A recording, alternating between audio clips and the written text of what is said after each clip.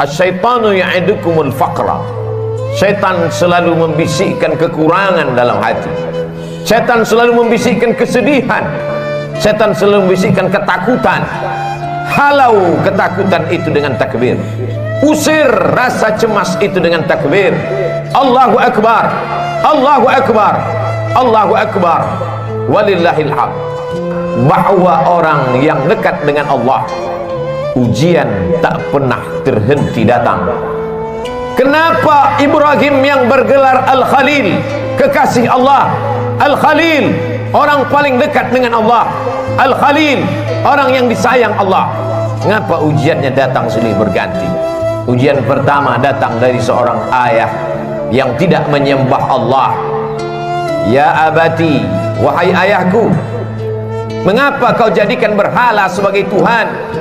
Apa jawab Azar, ayah Ibrahim? La illam tantahi, kalau kau tidak berhenti menceramahi aku, kalau kau tidak berhenti mendakwahi aku, la arjumannaka, akan ku lempar kau pakai batu sampai mati. Wahjurni maliya, tinggalkan aku untuk selamanya. Tak ada ujian yang paling berat selain berhadapan dengan ayah kandung yang musyrik mempersekutukan Allah. Kasarkah Ibrahim? Tidak. Apa jawab Nabi Ibrahim? Sa'astaghfirulaka rabbi, aku tetap akan memintakan ampun kepada Allah atas dosa-dosamu, hai ayahku.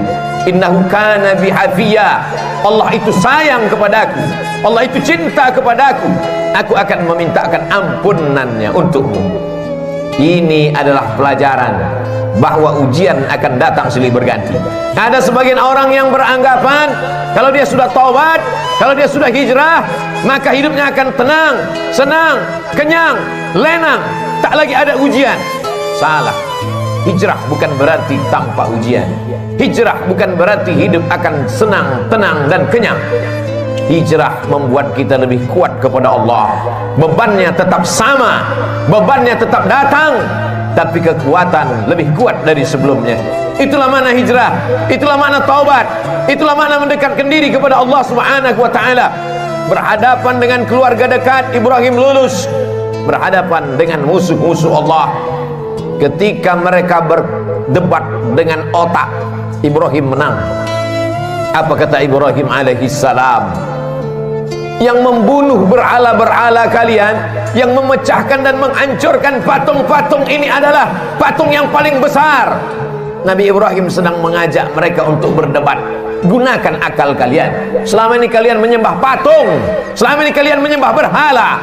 Hari ini berhala-berhala itu hancur. Kalau kalian mau tahu siapa yang menghancurkannya, fas'aluhu in kanu yantiqun. Tanya berhala yang besar ini, tanya berhala yang besar.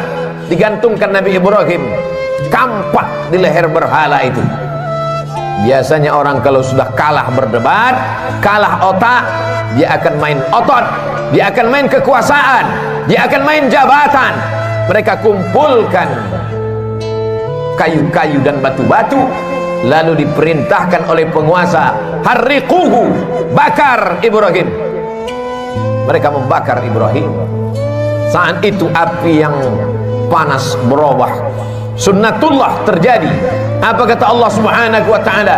Ya nar, wahai api, kuni bardan, sejuklah, wasalaman, selamat ala Ibrahim. Api yang tabiatnya membakar, saat itu tidak membakar, karena Allah berkata, bardan, sejuklah engkau wahai api. Ibrahim keluar dari api unggun dalam keadaan kedinginan. Andai Allah tidak menutup ayat itu dengan salaman, selamat, mungkin Nabi Ibrahim akan mati kedinginan di dalam api yang panas. Api tak dapat membakar kalau sudah Allah berkuasa. Ini menunjukkan bahwa Ibrahim alaihi salam tetap berhadapan dengan penguasa yang zalim, berhadapan dengan berbagai macam ujian, berhadapan dengan ayah kandung, lulus, berhadapan dengan penguasa yang zalim, lulus. Tapi ada ujian yang lebih berat daripada itu.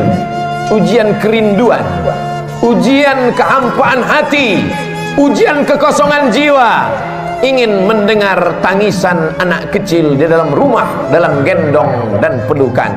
Berdoa Ibrahim alaihissalam, Rabbi habli minas salihin, berikan aku anak yang saleh, berikan aku anak yang saleh ya Allah. 86 tahun dia berdoa kepada Allah. Begitu disebutkan oleh Imam Abul Fida Ismail Ibnu Katsir dalam tafsir Al-Qur'anil Azim. Adakah hari ini orang yang berdoa, sudah sholat, sudah tahajud, sudah berinfak, sudah bersedekah, mengapa Allah tidak mengabulkan doa saya? Mengapa Allah tidak memperkenankannya? Hari ini kisah Nabi Ibrahim mengingatkan kita kembali, sesungguhnya tak sulit bagi Allah untuk memberikan yang kau cintai, yang kau sayangi, yang kau harap-harapkan. Tapi Allah ingin kau merintih di tengah malam dalam doamu. Allah ingin melihat kau bermunajat dengan tetesan air matamu. Allah ingin kau berdoa. Allah ingin kau berikan segalanya kepada Allah. Allah maha cemburu. Allah tak ingin kau berbagi dengan yang lain. Oleh sebab itu munajat di tengah malam, berdoa kepada Allah. Sesungguhnya Allah ingin meningkatkan derajat, menghapuskan doa, menghapuskan dosa dengan doa-doa dan permintaan seorang hamba. Aqrabu ma yakunul 'abdu min rabbih, seorang hamba paling dekat dengan Allah wa huwa sajid, ketika dia sedang bersujud. Fa aksiru fihi doa, perbanyaklah doa. Pesan pertama dari kehidupan Nabi Ibrahim, bahwa hidup tak pernah lepas dari ujian. Hari ini kita sedang menghadapi ujian besar. Saudara-saudaraku yang kena PHK, saudara-saudaraku yang kesulitan dalam mencari nafkah, sesungguhnya ujian itu tetap datang silih berganti. Allah hanya ingin melihat perut itu kosong dari materi, sehingga kalau perut kosong, hati penuh, besarkan Allah. Allahu Akbar, Allahu Akbar, Allahu Akbar, walillahil hamd. La ilaha illallah, Allahu Akbar, walillahil hamd. Besarkan Allah dalam hatimu, supaya dunia ini kecil dalam pandangan matamu. Besarkan Allah dalam jiwamu, supaya kau melihat ujian itu kecil. Dunia ini tak sampai setengah sayap nyamuk, saudaraku. Dunia ini tak sampai setengah sayap nyamuk. Oleh sebab itu, man arafat dunia hanan alaih, siapa yang tahu hakikat dunia, maka ringan dunia ini baginya. Allahumma la taj'alid dunya akbar hammina wala mablagha ilmina. Jangan jadikan dunia ini cita-cita terbesar kami, ya Allah. Jangan jadikan dunia ini harga terhadap ilmu kami. Dunia hanyalah jembatan menuju akhirat. Ad-dunya balaghun ilal akhirah. Kalau ditakdirkan Allah kita masih menikmati dunia ini sampai besok pagi, jadikan dunia ini sebagai amal saleh. Tapi kalau dunia ini hanya berakhir sampai nanti malam, berarti husnuzan. Allah ingin membuat kita berhenti daripada dosa. Itulah mengapa Nabi Ibrahim disebut 4 kali sehari semalam dalam satu salat 2 rakaat. Bagaimana dengan 4 rakaat? Bagaimana dengan yang lain? Bagaimana dengan salat sunat? Kama sallaita ala Ibrahim wa ala ali Ibrahim, kama barakta ala Ibrahim wa ala ali Ibrahim. Supaya kita mengingat ujian kita ini belum ada apa-apanya. Ujian kita ini belum ada sebesar ujung kuku kelingking Ibrahim alaihissalam. Maka ketika kita membandingkan hidup kita dengan Ibrahim, ringanlah terasa. Keluarlah dari mulut alhamdulillah, keluarlah dari mulut subhanallah. Yang keluar bukan caci maki dan sumpah serapah. Pelajaran pertama, bandingkan diri kita dengan ujian Nabi Ibrahim alaihissalam. Pelajaran yang kedua, bahwa tak ada tempat meminta kecuali kepada Allah. Tak ada tempat berharap kecuali kepada Allah. Gantungkan harapan kepada Allah. La ta'khudhuhu sinatun wala naum. Dia tak mengantuk, dia tak tidur. Jangan gantungkan harapan kepada manusia. Hari ini menjadi kawan, besok berubah menjadi lawan. Jangan gantungkan harapan kepada benda. Benda akan binasa. Jangan gantungkan harapan kepada kuasa. Kuasa akan sirna. Gantungkanlah kepada Dia. Siapa Dia? Allah. Adakah Tuhan selain Dia? La ilaha illa huwa. Hidupkah Dia? Dia tidak hanya hidup, Dia maha hidup. Al-Hayyu. Apakah Dia mengatur setiap gerak langkah hidup kita? Al-Qayyum. Dia bukan pabrik kursi yang setelah pabrik kursi mencetak lalu kemudian tidak tahu di mana letak berada. Dia bukan pabrik karpet, setelah karpet dicetak, dijual, tak tahu di mana berada. Dia adalah Allah Al-Qayyum, mengatur kehidupan kita, detak jantung kita, hayunan tangan kita, langkah kaki kita, bisikan yang ada di hati kita. terlintas dalam kepala kita. Dia tahu siapa dia, Allah. Adakah Tuhan selain dia? La ilaha illa huwa. Hidupkah dia? Dia maha hidup. Al-Qayyum, dia mengatur hidup kita. Mengapa cemas? Mengapa takut? Mengapa ngeri? Ada dia yang mengatur segala hidup kita. Kuasakah dia? Lahu ma fis samawati wa ma fil ard. Ada yang bisa menolong selain dia? Man dzal ladzi yashfa'u indahu illa bi'idhnih. Tahukah dia apa yang ada dalam kepala kita hari ini? Ya'lamu ma baina aydihim wa ma khalfahum wa la yuhituna bi syai'in min 'ilmihi illa bima syaa'. Sehebat apa kuasanya? Wasi'a kursiyyuhu samawati wal ard. Sulit dia mengatur alam semesta. Wala ya'uduhu hifdzuhuma. Hebatkah dia? Kuasakah dia? Tinggikah dia? Besarkah dia? Wa huwal 'aliyyul 'azim. Itulah yang menguatkan kita. Itulah yang membuat kita hebat di antara makhluk yang lain.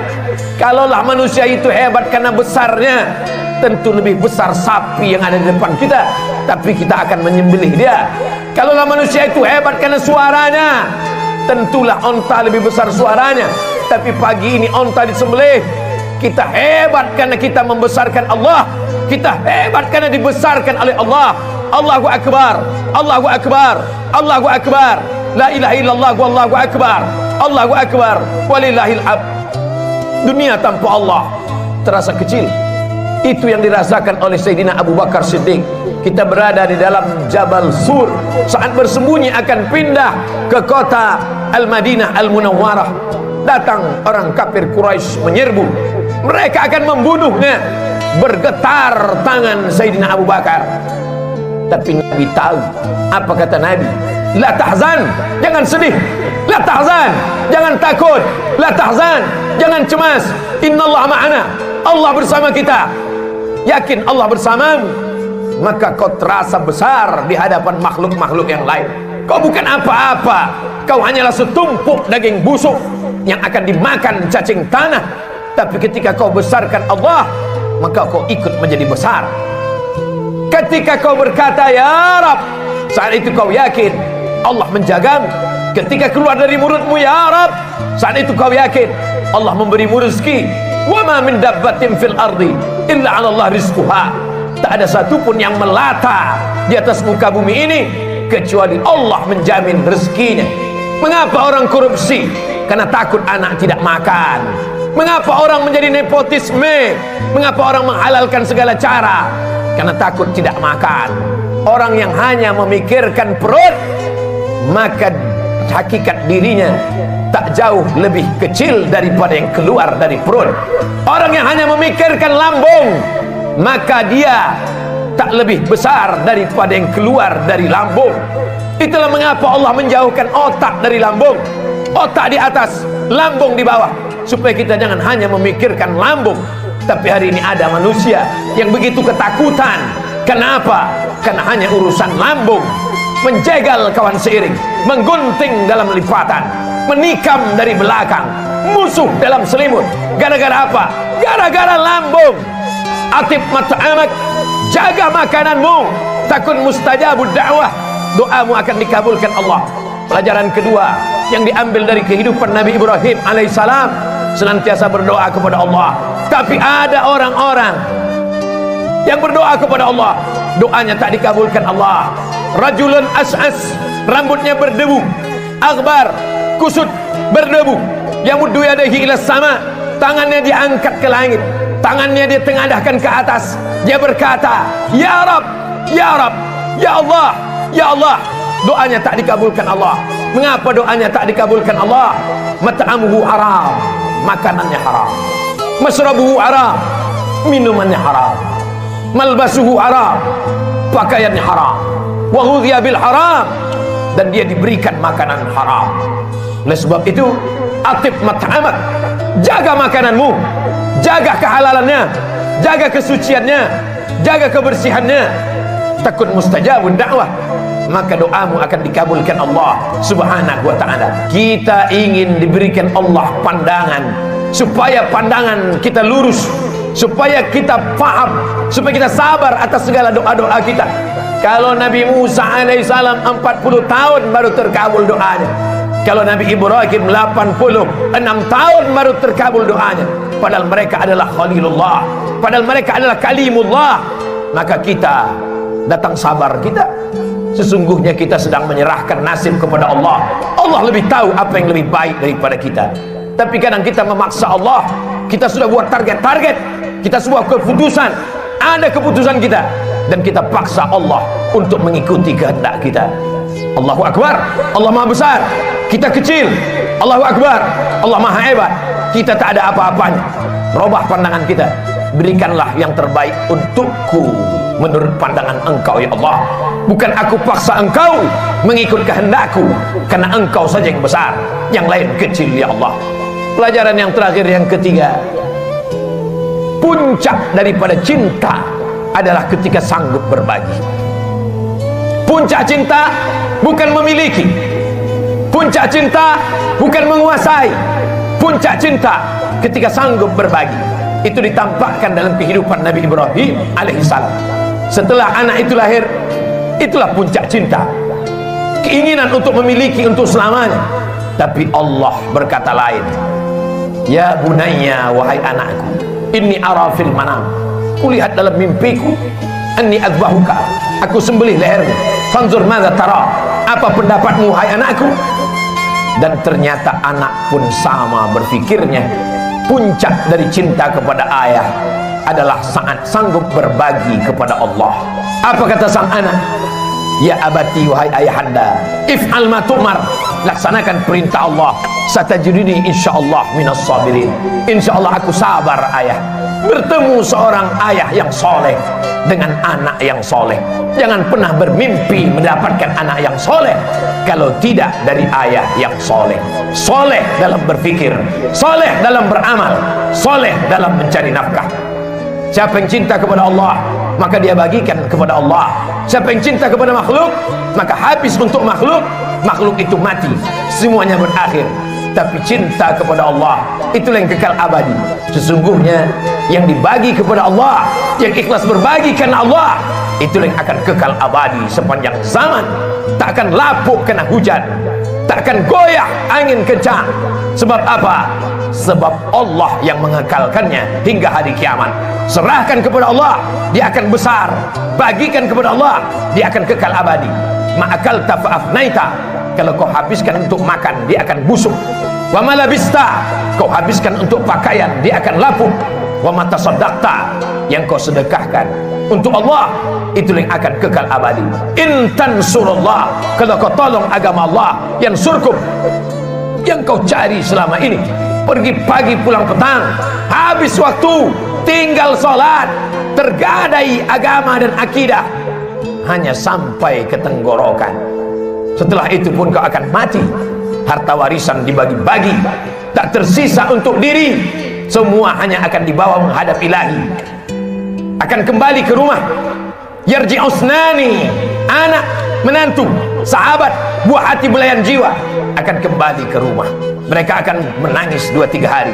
Selepas itu mereka akan tertawa. Mereka akan melupakan kita. Kerja, kalau kau hari ini jabat tinggi, punya kekuasaan hebat, dia akan digantikan oleh orang lain. Belum kau mati, mereka sudah siap untuk menggantikannya.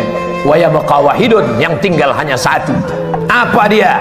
Wakaf, infak, sedekah. Bila kau punya yang lebih besar, berikan wakaf. Tidak lebih besar, berikan infak.